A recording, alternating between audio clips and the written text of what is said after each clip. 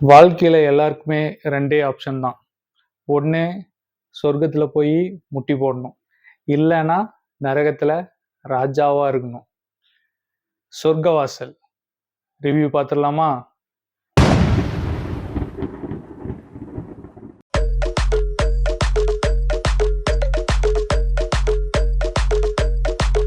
Welcome to movie poppers. இன்னைக்கு movie ரிவ்யூல நம்ம பார்க்க போற மூவி டைரக்டர் சித்தார்த் விஸ்வநாத் அவர்களுடைய டைரக்ஷன்ல ஆர்ஜே பாலாஜி, செல்வராகவன், சானியா ஐயப்பன், நடராஜன் இவங்க எல்லாரும் நடிச்ச சொர்க்கவாசல் மூவி பத்தி பார்க்க போறோம். இந்த மூவியோட கதையை பார்த்தீங்கன்னா, இது வந்து ஃபுல் அண்ட் ஃபுல் ஒரு ப்ரீசனுக்குள்ள நடக்கிற ஒரு ஸ்டோரி. எதுவுமே தெரியாத ஒரு அப்பாவி ஹீரோ. அந்த ஹீரோ வந்து சம்மந்தமே இல்லாத ஒரு கொலையில மாட்டி ஜெயிலுக்குள்ள போயிடுறாரு.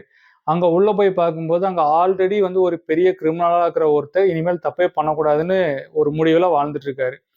இவங்களோட லைஃபையெல்லாம் இது எப்படி மாத்துது, அந்த ஜெயில் வந்து இவங்களோட லைஃப வந்து எப்படி மாத்துது அப்படிங்கிறதா இந்த படத்துடைய கதை.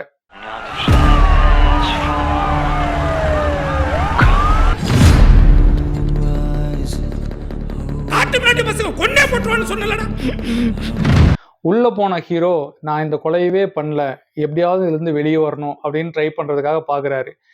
அப்போ இந்த கொலையில வந்து இன்னொரு ஒரு பெரிய ரவுடியோட பேர் வந்து அடிபடுது. அந்த ரவுடியோட வந்து யாருன்னு பார்த்தோம்னா இந்த படத்துடைய வில்லன் அப்படிங்கிற மாதிரி ஃபர்ஸ்ட் எஸ்டாப்ளிஷ் பண்றாங்க. அந்த டைம்ல அவரை வந்து இந்த படத்துல எப்படி கனெக்ட் பண்றாங்கன்னா இந்த விஷயமா தான் கனெக்ட் பண்றாங்க. அப்படி பார்க்கும்போது இவர் வந்து அதை நிரூபிக்க ட்ரை பண்ணும்போது என்ன நடந்துச்சு, உள்ளுக்குள்ள அந்த கிரிமினல் வந்து திருந்தி வாழலாம் அப்படின்னு சொல்லி ஒரு டிசிஷன் எடுக்கும்போது அவருக்கு என்னென்னலாம் பிரச்சனைகள் வந்துச்சு, ப்ரீசனுக்குள்ள இருக்கிற போலீஸ் ஆஃபீஸர்ஸ் அவங்க என்னென்னலாம் பண்ணாங்க, இந்த ஒரு கதையில நடந்த ஒரு மிகப்பெரிய கலவரம், இது எல்லாத்தையுமே வந்து அந்த உள்ள இருக்கிற கிரிமினலையும் அந்த ஹீரோவையும் பேஸ் பண்ணி மட்டும்தான் அந்த கலவரம் நடக்குது. கிளைமேக்ஸ் வந்து யார் என்ன ஆனாங்க, என்ன ஆச்சு அப்படிங்கிறதா இந்த படத்துடைய ஒரு ஃபுல் ஸ்டோரி. இன்ட்ரோல் பிளாக் சூப்பராக இருந்தது. கரெக்டாக கொண்டு வந்து ஒரு பாயிண்ட்ல நிறுத்தியிருந்தாங்க. அது நீங்கள் தேட்டரில் பார்க்கும்போது செம்ம ஜாலியாக இருக்கும். அதே மாதிரி இந்த படத்தில் வந்து தேவையில்லாத சாங்கு அப்படி இப்படின்னாலாம் எதுவுமே பண்ணாமல் நீட்டாக கதைக்கு என்ன தேவையோ, படத்துக்கு என்ன தேவையோ அதை மட்டும் பர்ஃபெக்டாக பண்ணியிருந்தாங்க. எடிட்டிங் சூப்பராக இருந்தது. பேக்ரவுண்ட் மியூசிக் சூப்பராக இருந்தது. படத்தில் வந்து ஸ்க்ரீன் பிளேவும் நல்லா இருந்தது. எங்கேயுமே வந்து ஒரு லேக் ஆகவே இல்லை. ஆர்ஜே பாலாஜியோட கரியர்ல ஒரு பெஸ்ட் ஃபிலிம் அப்படின்னு சொல்லணும்னா இந்த படத்தை கண்டிப்பா சொல்லலாம்.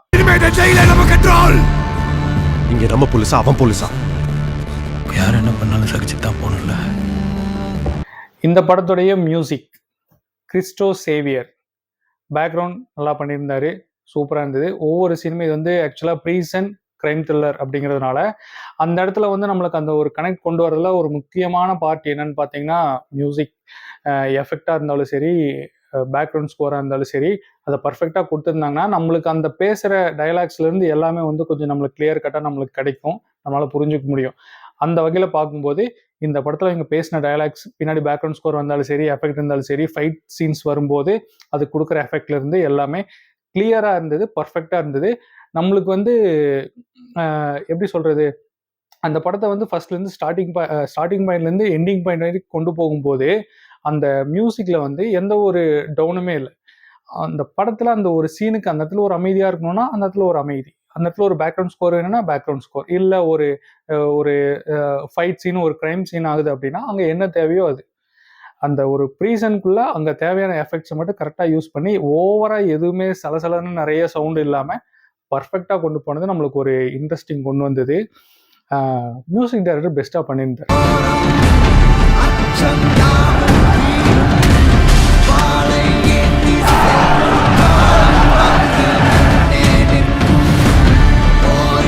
ஆக்டிங், ஆக்டர்ஸ் பர்ஃபார்மன்ஸ் அப்படின்னு பார்த்தோம்னா ஆர்ஜே பாலாஜி இது வரைக்கும் நடித்த படங்கள்லேயே இந்த படத்தில் ரொம்ப பெஸ்ட்டாக ஆக்ட் பண்ணியிருக்காரு அப்படின்னு சொல்லி சொல்லலாம். அது வந்து இந்த ரோல் இல்லைன்னா அவரோட இம்ப்ரூவ்மெண்ட் எது வேணாலும் நம்ம வச்சுக்கலாம். அதே மாதிரி எப்பவும் போல செல்வராகவன் சூப்பராக பண்ணியிருந்தாரு.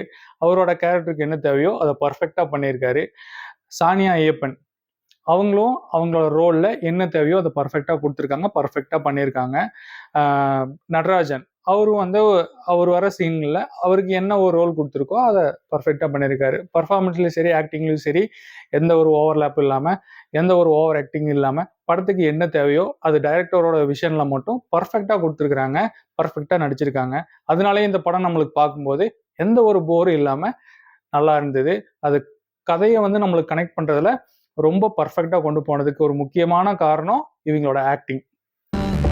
நீங்க இல்லாம எதுவும் சரியான பாட்டு. நீ வெளியில போகணும்னு கேட்ட, நான் ஒரு வழி சொன்னேன். ஓவராலாக இந்த மூவி எப்படி இருக்குன்னு சொல்லி நம்ம பார்த்தோம் அப்படின்னா, கண்டிப்பாக எல்லாரும் போய் பார்க்கலாம். ஆர்ஜே பாலாஜியோட கெரியரில் இது ஒரு பெஸ்ட் மூவி.